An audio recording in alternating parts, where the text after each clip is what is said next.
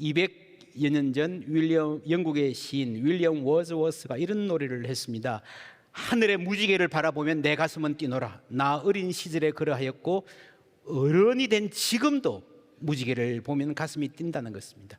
늙어서도 그러할 것이다. 만약에 그렇지 않다면 뭐라고요? 차라리 죽는 것이 낫겠다. 무지개를 보고도 가슴이 뛰지 않는다면 어린이는 어른의 아버지이니 라고 마치는 유명한 시입니다. 여러분, 무지개는 오랫동안 인류에게 꿈과 희망의 상징이었습니다. 신비로운 경탄을 자내는, 어떤 사람은 인생의 막다른 골목에서 무지개를 보고요 희망을 가진 사람도 있습니다. 하나님의 약속을 읽어내려 한 사람들 많이 있습니다. 그런데 17세기에 와서 데카르트와 뉴턴의 시대에 이 무지개는 사실 그냥 빛이 굴절돼서 분광되는 것일 뿐이야, 스펙트럼이야 라고 과학적으로 설명을 했습니다. 틀리지 않습니다. 근데 그때부터 하늘의 신비가 광학적 현상으로 축소되어 버렸습니다. 워즈워스는 19세기 사람이에요. 이런 과학적 사실을 잘 아는 지식인이었습니다. 그럼에도 불구하고 그는 여전히 무지개를 보면 가슴이 뛴다. 그러면서 어린이는 어른의 아버지다. 어른들이 어린이들에게 배워야 될 점이 많다는 겁니다. 뭘 배워야 됩니까? 놀랄 줄 아는 것, 경탄할 줄 아는 것. 와, 뭐예요? 원들, 경이. 여러분, 놀랄 줄 아는 사람에게 이 세상은 원더풀 월드, 멋진 세상, 경이 가득한 세상이 됩니다. 여러분, 어떤 세상을 살고 계십니까? 밖에 나가서 다닐 때 어떤 세상이 여러분 눈에 보입니까? 내가 사는 세상이 전혀 새로운 것이 없고 지겹고 시시하다. 둘 중에 하나예요. 세상이 잘못되었든지 내 눈이, 마음이 잘못되었든지. 워즈워스는, 이 위대한 시인은요, 하늘의 무지개를 보고 가슴이 뛴다 그랬습니다. 만일 무지개를 보고도 가슴이 뛰지 않는다면 차라리 죽는 것이 낫다. 경의를 잃어버리는 것은요, 새로움을 잃어버리는 것은요, 영원히 시들어가는 것입니다. 오늘날의 과학은 있는 힘을 다해서 인간의 삶을 개선하려 노력합니다. 동시에 있는 힘을 다해서 세상을 시시하게 만들고 우리의 삶을 메마르게 만드는, 경의를 볼 줄 아는 눈을 가리고 있는지 모릅니다. 모든 자연이 피조물일 뿐이다 라고 했기 때문에 탐구를 할 수 있었던 거예요. 하나님이 지으셨기 때문에 그 안에 어떤 신적인 하나님의 질서가 있을 것이다, 그것을 알아보자 하는 게 과학의 출발이었습니다. 그래서 여러분, 기독교 국가에서 과학이 먼저 발달한 거잖아요. 그런데 그렇게 발전한 과학이 어느새 그 자체로 또 다른 신화가 되어버리고 말았습니다. 과학이 모든 것을 다 설명할 줄 안다라고 생각하고 측정되지 않는 것은 의미가 없다, 존재하지 않는다라는 생각, 그래서 우리가 과학주의라고 부를 수 있을 거예요. 과학이 아니고 과학주의가 문제입니다. 미스라이제이션, 과학 자체가 하나의 신화가 되어버렸습니다. 그래서 자연은 어린이의 세계에서, 옛날 고대의 세계에서 본래 숭배의 대상이었는데 근대로 들어오면서 탐구의 대상이 되었죠. 여기까지는 성경이 한 일입니다. 그런데 그 이후로 이 과학이 자기 마음대로 뻗어나가서 자연이 착취의 대상이 되고 말았습니다. 별은 가스 덩어리일 뿐이다 라고 선언하면서 이 신화와 함께 신비도 함께 미스터리가 사라져 버린 겁니다. 여러분, 측정 가능한 것이 모든 것을 설명해 준다, 얼마나 어리석은 생각인지 모릅니다. 가끔씩 여러분 집에서 농담 반 진담 반으로 자녀들이 그럴 때가 있죠. 엄마 아빠가 나에게 해준 게 뭐야? 그래, 따져보자. 부모가 팔 걷어 붙이고 계산기 가져와가지고 등록금 얼마, 밥값 얼마, 지금까지 네가 잔 방값도 계산해. 그거 다 계산해 보세요. 그걸 다 계산해서 합친다고 해서 부모의 사랑을 다 측정할 수 있습니까? 부모의 나를 향한 기대, 내가 아플 때 흘리던 눈물, 잠 못 들고 나를 걱정하던 그 시간, 아이가 늦게 들어오면 발 동동 굴리면서 힘들어하던 그 순간, 내가 잘 되기를 바라고 드렸던 그 모든 간절한 기도, 그 안에 있는 모든 의미를 전부 다 수치로 표현할 수는 없습니다. 이런 분명한 것은요, 이 대상의 세계는 무한히 넓은데 인간의 지식은 한정되어 있습니다. 그렇죠? 인간의 지식이 아무리 과학이 발달해도 전부 다 알지는 못합니다. 예를 들어서 이 우주의 모든 과학적 사실만 하더라도 우리 대상세계, 우리 모든 지식의 대상세계가 이 우리 예배당만큼 크다고 생각하십시다. 줄여서 말하면 인간이 아는 부분, 요 축구공만 합니다. 인간의 지식이 요 축구공만 하다 할 때에 인간이 자신의 무지를 자각할 수 있는 조건 뭡니까? 내가 아는 게 별로 없다는 것을 자각할 수 있는 것은요, 이 내 지식의 표면인 거예요. 내가 아는 세계와 모르는 세계가 만나는 부분밖에 알 수 없습니다. 내가 요것만 아는데 저기에 있는 무엇을 내가 안다 모른다도 알 수가 없어요. 그렇지 않습니까? 많은 사람들이 소크라테스는 세상에서 가장 지혜로운 사람이라 생각했습니다. 지혜? 아니야. 그래서 자꾸 지혜 그러니까 그래, 내가 만약에 다른 사람보다 조금이라도 지혜로운 면이 있다면 그것은 나는 내가 무지한다는 것을 잘 알기 때문일 거라고 생각합니다 라고 한 말이 너 자신을 알란 말이에요. 너 자신의 무지를 알란 말입니다. 인간이 여러분 지식이 늘어날수록 지혜로워질수록 자신의 무지에 대한 자각은 함께 늘어나게 되어 있습니다. 그래서 동양에서도요, 뭐라 그랬습니까? 벼는 익을수록 어떻게 한다? 고개를 숙인다. 그렇죠. 그런데 현대에 와서 왜 이 과학주의에 이 맹신이 시작됐는가 하면요, 속도의 문제입니다. 지식의 양이 문제가 아니고 속도의 문제예요. 여러분, 수천 년 동안 인간의 지식은 거의 평평하게 조금씩 발달했습니다. 17, 18세기 오면서요, 비약적으로 발달했어요. 기차가 생기고 타이타닉호를 만들고 비행기가 날아다니고, 그렇죠. 그러니까 이 속도의 도취가 된 겁니다. 어린이의 세계가 있고, 이 고대의 순진한 어린이 세계에 벗어나서 인간이 많이 똑똑해졌다, 어른이 되었다 생각했는데 지금 생각해 보니까 그게 아니고요, 지금의 인류는 사춘기 청소년 같습니다. 내가 너무 똑똑해지니까, 뭐 학교에서 배우는 게 많으니까 엄마 아빠가 우습게 보이는 거예요. 아이들이 중학생쯤 되면 그러죠. 나 이제 엄마 아빠 없어도 잘해. 그래서 밖에 나가면요, 뭐 잘해요.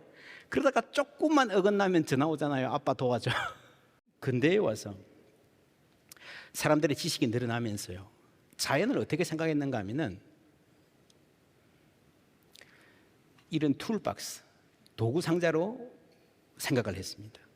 이전에는 자연이 경의의 대상이었는데 혹은 함께 살아가는 친구쯤 됐는데요, 이제 자연에서 꺼냈습니다. 망치가 필요하면 망치를 꺼내 쓰고, 드라이버가 필요하면 드라이버를 꺼내 쓰듯이. 그래서 지금 현대인에게는요, 이 자연이 삶의 동반자가 아니고 도구일 뿐입니다.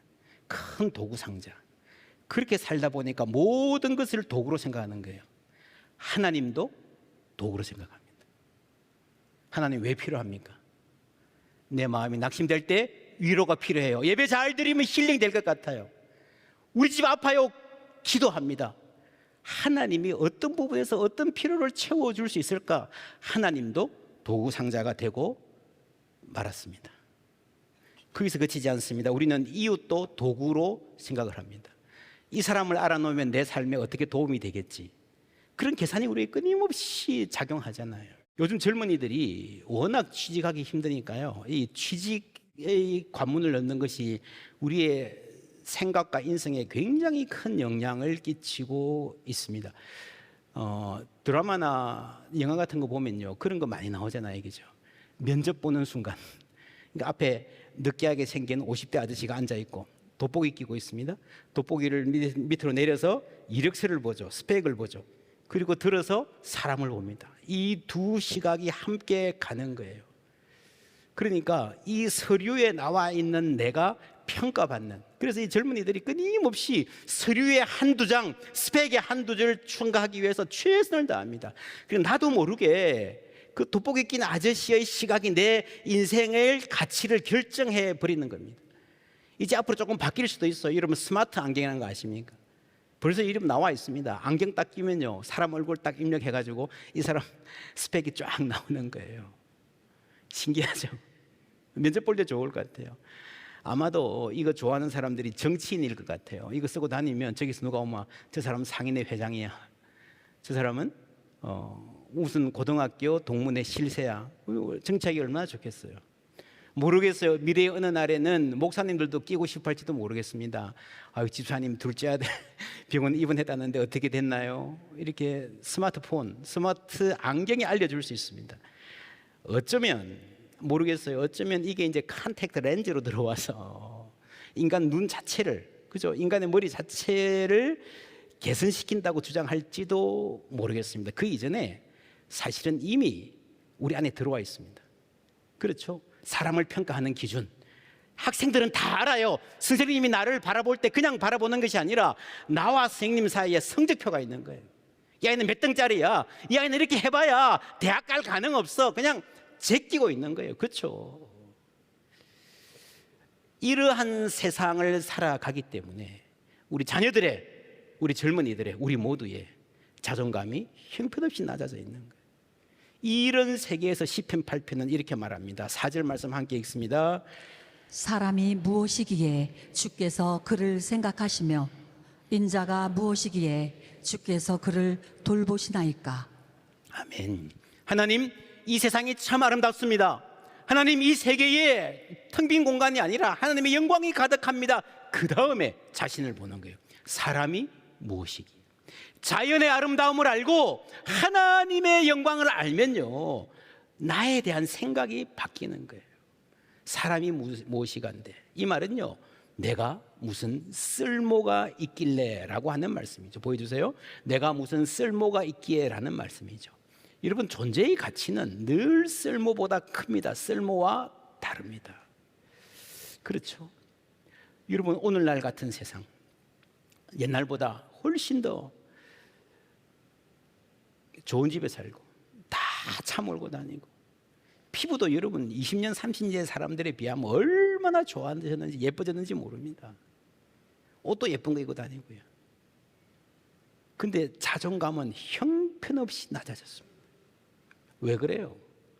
이 쓸모로, 유용성으로, 도구상자처럼 인간을 대하는 이 시각이 이웃도 대하고 나 자신도 대하고, 야, 너 그래서 어디다 써먹을래? 라고 내 자식도, 자녀도 대하는 거예요.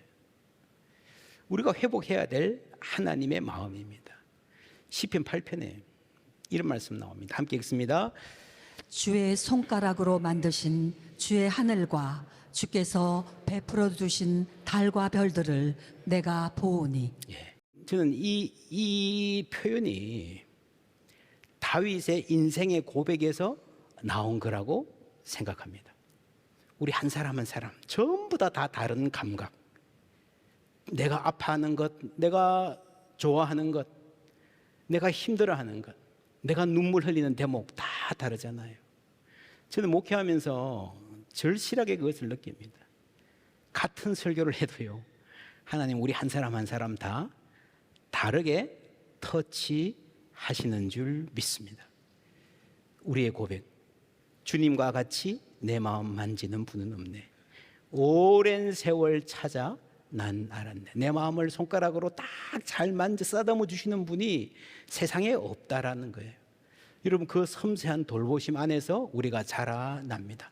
그리고 이 하나님은 무엇보다도 우리를 존귀하게 여기는 분입니다. 여러분, 갓난아이가 자라나면서 받는 사랑, 그 사랑 중에서도요, 이 감탄이 쌓이는 게 굉장히 중요하다고 발달 심리학자들이 그럽니다. 여러분 생각해 보세요.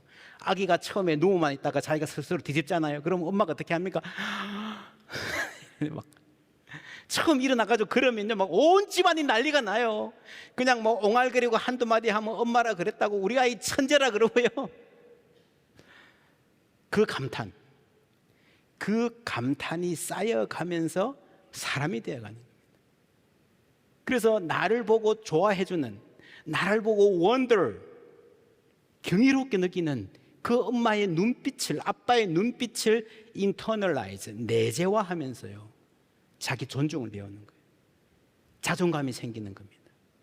그 선생님들도, 좋은 선생님은요, 감탄할 줄 아는 선생님입니다. 칭찬도 좋지만 감탄, wonder, admire 하는 힘이 영혼을 살립니다. 양육자는 칭찬의 기술을 넘어서 열린 마음으로 존재의 아름다움을 탐색할 줄 아는 능력. 그래서 여러분, 예수를 믿으면요, 그 학생 안에, 이 아이 안에 하나님의 형상이 있음을 아는 거예요. 그래, 혹시 이 아이가 좀 헤매더라도, 드듬거리더라도 여전히 이 안에 있는 아름다움과 가능성이 반짝이고 있는 것을 볼 수 있다면 좋은 선생님인 거예요. 야, 그렇죠. 상대의 말에 진정으로 귀를 기울이는 돌봄 가득한 경청, careful listening. 우리 9월 달에 이 주제로 함께 말씀드릴 것입니다. 그러면서 우리가 감탄의 사람으로 자라가야, 감탄할 줄 알아야, 그 능력을 다시 회복해야 우리는 축복의 통로가 될 수 있는 거예요. 무지개를 보고도 경탄할 줄 아는. 그래서 여러분, 어린이가 어른의 아버지인 거예요. 어린이에게 배워야 되는 겁니다.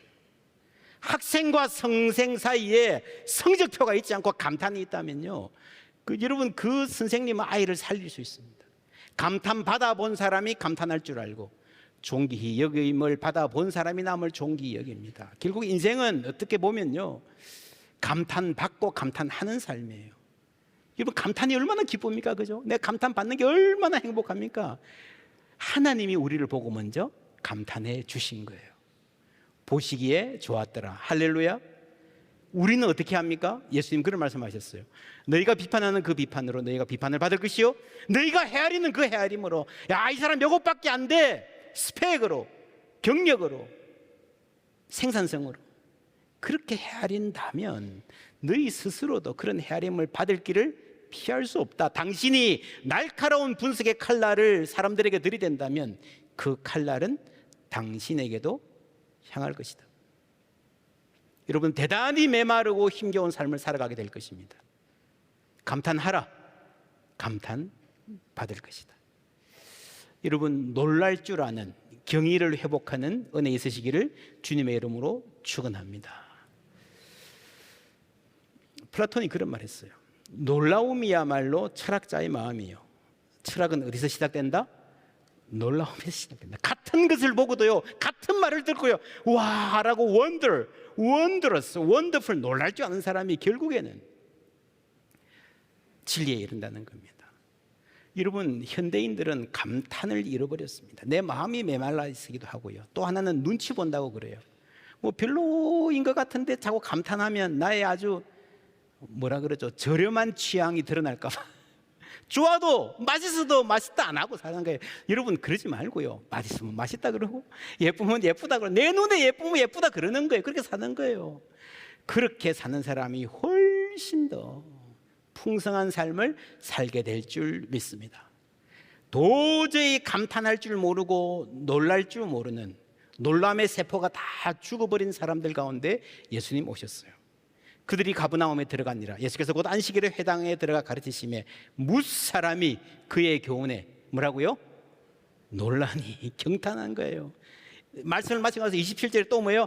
다 놀라 서로 물어 이르되. 예수님이 말씀하시자 말자 전부 다 진리를 믿지는 않았지만 최소한 모두의 반응이요, 놀랐다는 거예요.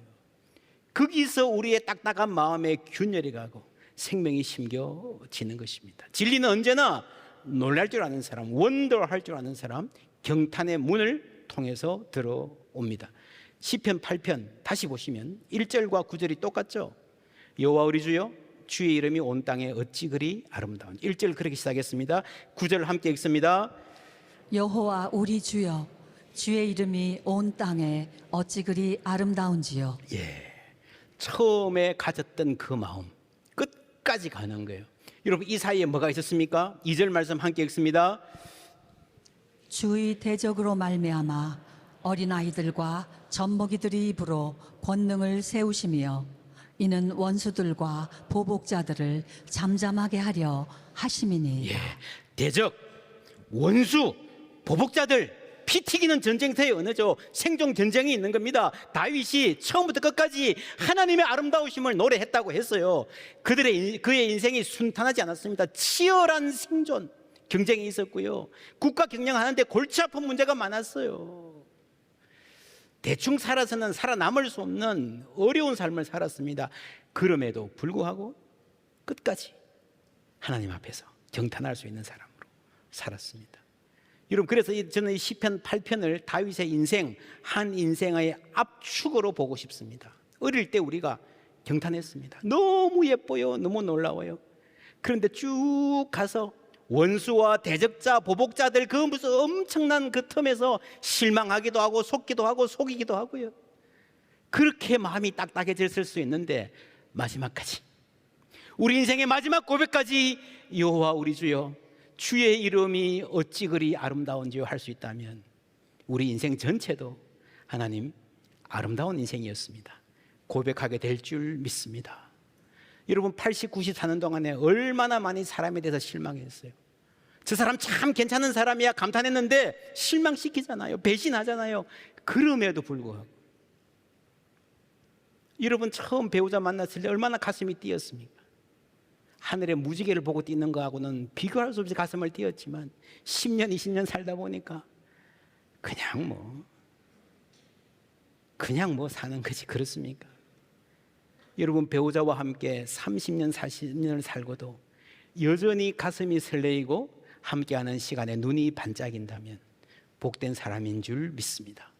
처음부터 끝까지 여호와 우리 주여 주의 이름이 어찌 그리 아름다운지 그 주님의 은총의 빛 아래서 이 세상이 얼마나 멋진지 나에게 허락하신 삶이 얼마나 아름다운지 우리는 계속해서 알아갈 수 있는 것입니다. 여러분 앞으로 한 주 동안 살아갈 때에 지난주와 똑같은 루틴으로 똑같은 사람들 만나면서 살아가겠지만 내 눈이 달라진다면 내 마음이 달라진다면 우리는 완전히 다른 세계 원더풀 월드에서 살아갈 수 있습니다. 별은 가스덩어리가 아닙니다. 커피는 카페인이 아닙니다. 음식은 칼로리가 아닙니다. 사람은 단백질 덩어리가 아닙니다. 세상은 도구 상자가 아닙니다. 그렇게 세상을 다시 알아가는 어린아이부터 원더풀 월드 알게 되면요 우리의 삶이 meaningful life 의미 가득한 삶이 될 것입니다. 그럴 때에 그레이스풀한 관계를 맺어갈 수 있는 사람으로 성장해 갈 줄 믿습니다. 하나님 주시는 그 사랑 안에서 우리 삶이 얼마나 원더풀하게 바뀔 수 있는지 기대로 가득 찬 우리 모두 되기를 주님의 이름으로 축원합니다.